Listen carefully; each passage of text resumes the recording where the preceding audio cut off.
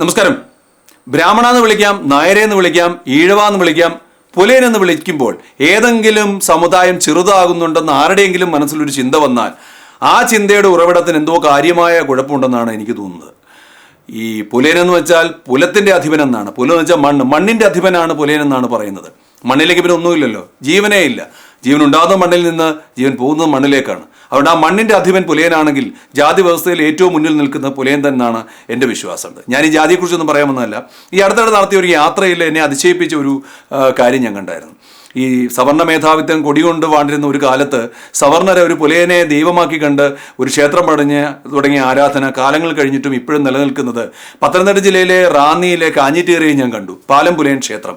അവിടുത്തെ പ്രതിഷ്ഠ പാലം പുലയൻ, ഒരു പുലയനാണ്. നമ്മളെ വല്ലാതെ അതിശയിപ്പിച്ചുകൾ. ഒരുപാട് ആൾക്കാർ അനുഗ്രഹം തേടി പാലം പുലയൻ ക്ഷേത്രത്തിൽ വരുന്നുണ്ട്. അവിടെ നമ്മൾ വഴിപാട് കഴിച്ച് പ്രാർത്ഥിച്ചാൽ ഏത് കാര്യവും സാധിക്കുമെന്നാണ് വിശ്വാസം. അതിൻ്റെ അനുഭവത്തിലായിരിക്കും ഒരുപാട് പേര് ഇങ്ങോട്ട് വരുന്നുണ്ട്. ചരിത്രം ഈ ക്ഷേത്രത്തെക്കുറിച്ച് പറയുന്നത് ഈ ചിറ്റേടത്ത് തറവാട്ടിലെ കാരണവരുടെ ഒരു അടിയാനായിരുന്നു പാലം പുലയൻ. കാരണവർക്ക് ഒരുപാട് വിശ്വാസമുള്ള ഒരു അടിയാനായിരുന്നു ഈ പാലം പുലയൻ എന്ന് പറയുന്നത്. അപ്പോൾ ഒരിക്കലും പാലം പുലയൻ പതിവ് പോലെ തന്നെ ഒരു ദിവസം പണിക്കായിട്ട് രാവിലെ ഇറങ്ങിയതാണ്.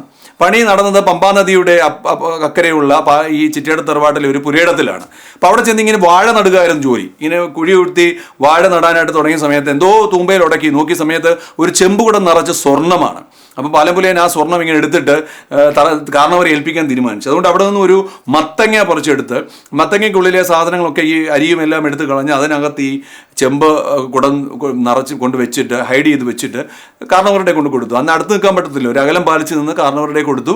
സ്വർണ്ണം തൊടുന്നതിനൊന്നും ആർക്കും പ്രശ്നമില്ല, പൈസയൊക്കെ നമുക്ക് ഒരു അയിത്തവും ഇല്ലാതെ കൈമാറാൻ പറ്റും. അതുപോലെ തന്നെ അത് കാരണവർ വാങ്ങി കാരണവർ സ്വന്തമാക്കി അന്ന് നന്നായിട്ട് ആഹാരം മിഷ്ടാന ഭോജനമൊക്കെ കൊടുത്ത് തിരിച്ച് പണിക്ക് അയച്ചു. അന്നത്തെ വിശ്വാസം അനുസരിച്ച് ഈ അദൃശ്യ ശക്തികളാണ് നിധിക്ക് കാവൽ നിൽക്കുന്നതാണ് പറയുന്നത്. അപ്പോൾ അവരിൽ ഇടയിൽ നിന്നും നിധി അപഹരിച്ചുകൊണ്ട് ആരെങ്കിലും പോവുകയാണെങ്കിൽ അവർക്ക് ദുർമരണം സംഭവിക്കുന്ന ഒരു വിശ്വാസം ഉണ്ടായിരുന്നു. അങ്ങനെ പാലം പുലയൻ ഈ നദി കിടന്ന് അവിടെ ചെന്ന് തൻ്റെ പണി തുടരാനായിട്ട് ചെന്നതാണ്. അപ്പോൾ അവിടെ പതുങ്ങിയിരുന്ന ഒരു പുലിയെ ചാടി പാലം പുലയൻ്റെ ശരീരത്തേക്ക് വീഴുകയും കൊല്ലാൻ ശ്രമിക്കുകയും ചെയ്തു. പാലം പുലയൻ വളരെ ശക്തിശാലിയും ധൈര്യശാലിയും ഒക്കെയാണ്.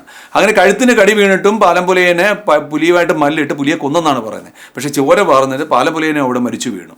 അങ്ങനെ മരിച്ചു വീണ പാലം പുലയനെ കാരണവർക്ക് ഒരുപാട് സങ്കടം തോന്നിയിട്ട് എല്ലാ ആചാരവിധികളോടും കൂടി അവിടെ അടക്കം ചെയ്തെന്നാണ് പറയുന്നത്. പക്ഷേ കാലം കഴിഞ്ഞ കൂട്ടത്തിലെ ചിറ്റേടത്ത് തറവാട്ടിൽ ഒരുപാട് ദുർനിമിത്തങ്ങൾ ഒരു തുടർക്കഥയാകാൻ തുടങ്ങി. അപ്പോൾ ഈ ഒരുപാട് അപകടങ്ങളൊക്കെ വന്ന സമയത്ത് എന്താണ് കാരണമെന്ന് അന്വേഷിച്ച് ഒരു ദൈവജ്ഞൻ എടുത്തി എന്നായിരുന്നു, ഒരു ജ്യോതിഷൻ എടുത്തിയെന്ന് അന്വേഷിച്ച് പറഞ്ഞു പാലം പുലയൻ്റെ ആത്മാവ് ഗതി കിട്ടാതെ അലഞ്ഞു നടക്കുകയാണ്, അതുകൊണ്ടാണ് ഈ പ്രശ്നങ്ങൾ മുഴുവൻ ഉണ്ടാകുന്നതെന്ന് പറഞ്ഞു. അതിന് എന്താണ് പരിഹാരം എന്ന് ചോദിച്ച സമയത്ത് ജ്യോതിഷം പറഞ്ഞത് ഒരു ക്ഷേത്രം പണിഞ്ഞ് അവിടെ പാലം പുലയനെ പ്രതിഷ്ഠിച്ച് ആത്മാവിനെ ആവാഹിച്ച് പ്രതിഷ്ഠിച്ച് നിത്യപൂജ കൊടുക്കുക എന്നുള്ളതാണ്.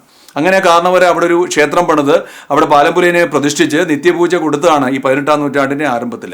അതിന്നും തുടരുന്നുണ്ട്. ഇപ്പോഴും നമ്മൾ ഈ പറഞ്ഞ പോലെ അവിടെ ചെല്ലാമെങ്കിൽ ഒരു തലയെടുപ്പോടുകൂടി പാലം പുലയൻ ക്ഷേത്രം നിൽപ്പുണ്ട്. ഒരുപാട് ജാതി പ്രശ്നങ്ങളൊക്കെ നടക്കുന്ന സമയത്ത് പോലും ഈ ക്ഷേത്രത്തിന് യാതൊരു കേടുപാടും പറ്റാതെ ജാതിയും മതത്തിൻ്റെ ഒക്കെ അപ്പുറത്തേക്ക് ആൾക്കാർ അവിടെ ചെന്ന് തൻ്റെ കാര്യസാധ്യത്തിനായി പ്രാർത്ഥിക്കുകയൊക്കെ ചെയ്തപ്പോഴേ ഇതൊക്കെ മനുഷ്യനെ മനസ്സിൽ തോന്നുന്ന ചില വികാരങ്ങൾ മാത്രമാണ്. അപ്പോൾ ആരെങ്കിലും പുലയാന്ന് വിളിച്ചാൽ അത് വിളി കേൾക്കുന്നവൻ ഞാനും ഈ സമൂഹത്തിൻ്റെ ഭാഗമാണെന്നും ഞാൻ ഈ മണ്ണിൻ്റെ അധിപനാണെന്നും സ്വയം തോന്നിയാൽ ഈ ജാതി വ്യവസ്ഥയൊക്കെ അന്ന് ഇല്ലാതായി പോകും. ഞാൻ ഈ ജാതി വ്യവസ്ഥയോട് ബന്ധപ്പെട്ട് എൻ്റെ ഒരു കഴിഞ്ഞ പടത്തിൽ ഞാനൊരു രംഗം വെച്ചിട്ടുണ്ട്.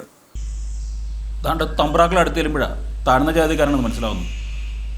എനിക്ക് മതം ഇതായതുകൊണ്ട് ആരെയും തൊടാനും പിടിക്കാനൊന്നും സമ്മതിക്കത്തില്ല. അതുകൊണ്ട് അതിന് ജാതിയിലും മതത്തിലും ഒരു വിശ്വാസവും ഇല്ല. കയ്യിലെ 5 വിരലുകളും ഒരുപോലെയല്ല, വലിപ്പച്ചെറുപ്പൊക്കെ ഉണ്ടാവും. ഞങ്ങളൊക്കെ ഭഗവാന്റെ മുഖത്തുനിന്നുണ്ടായതാ, നീയൊക്കെ കാലിൽ നിന്നും. അപ്പോൾ കുറച്ചൊക്കെ തൊട്ടുകൂടായ്മയൊക്കെ ഉണ്ടാവും. ഇതൊക്കെ കാലാകാലങ്ങളായിട്ടുള്ളതാ. ഞങ്ങൾ പണി ചെയ്ത് കൊണ്ടുവരുന്നുണ്ട് തമ്പ്രാമാർക്ക് കഴിക്കാം, പക്ഷെ കൂട്ടത്തിൽ ഈ കാണുന്ന അഴുക്കും വിഴുപ്പൊക്കെ ചുമന്ന് എല്ലുമുറിയെ പണിയെടുക്കാൻ തമ്പ്രാക്കളെ കൂട്ടുന്ന ആരും കാണാനില്ലല്ലോ. മേലെ